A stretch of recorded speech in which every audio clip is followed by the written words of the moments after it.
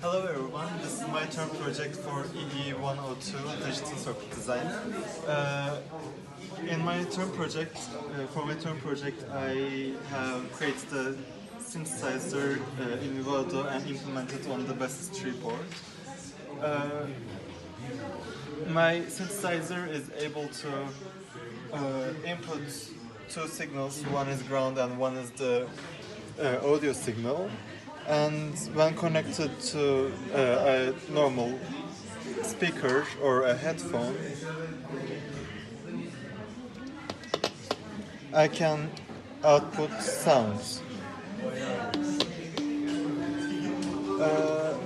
I have set up the frequency for every note in a 2-octave range, and I am able to play those notes using the switches on the basis tree board.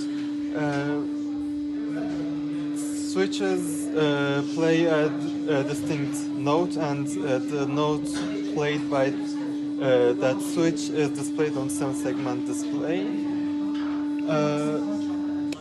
As you can see, E or F on the 4th octave can be played. The octave is controlled by the switch. Now I can play the notes in the 5th octave,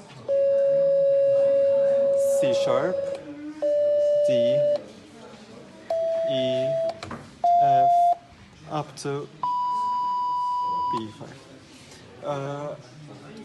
Also, it's not just a monophonic but a polyphonic synthesizer, so the bassist is able to output up to 4 notes at the same time. For example, I can play on the 4th octave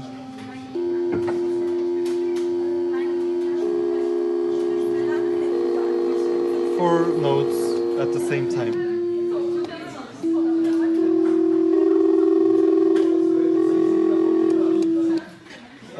And I can also do it on the other octave.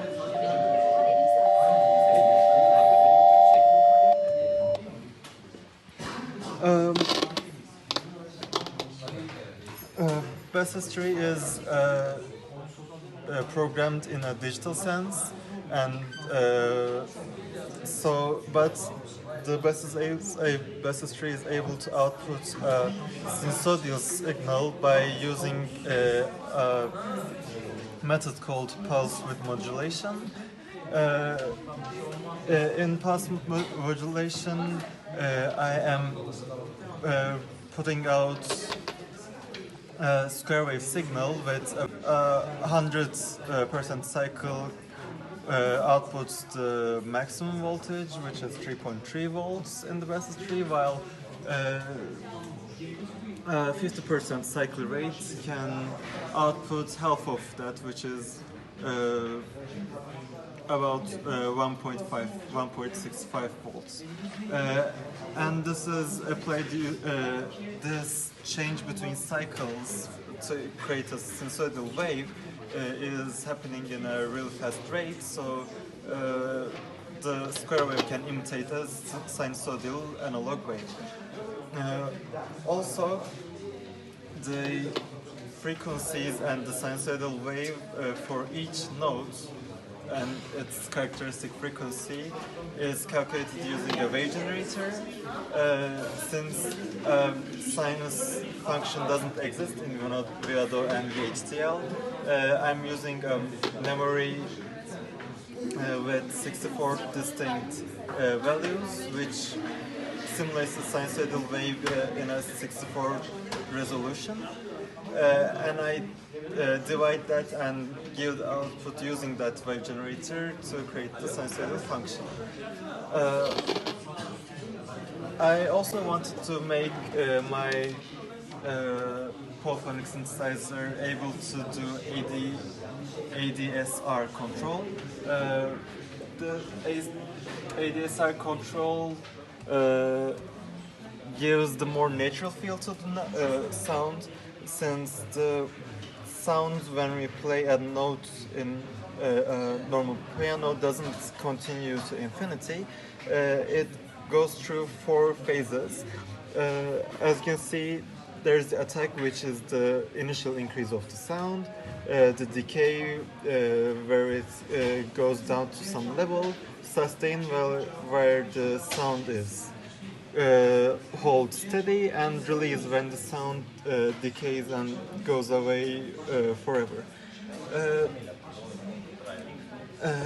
on top of the modulation done in the sinusoidal wave, I also implemented a parameter in the amplitude calculation process, which allows me to control how the sound increases at first and modulates as according to the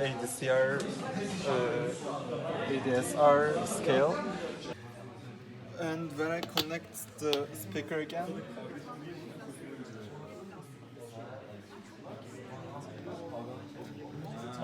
sound is on for 2.5 seconds and then it's off for another 2.5 seconds. And this is without the ADSR control, it's just that it's an impulse. And it's still able to play more than 2 notes at the same time. Now, when I enter the ADSR control with the first switch,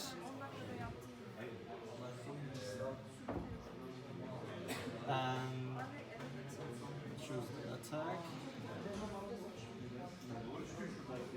Here the 7-segment display shows the attack, and now when I go back to playing, we can see how it increases over time and then shuts off.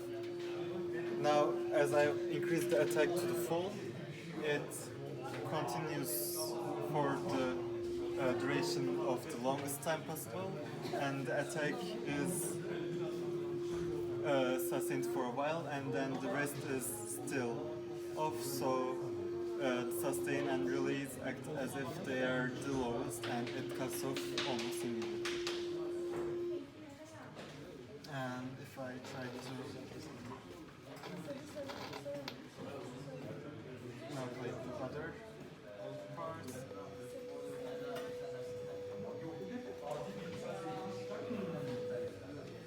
we can see how the sound increases with the sustain and then it's released.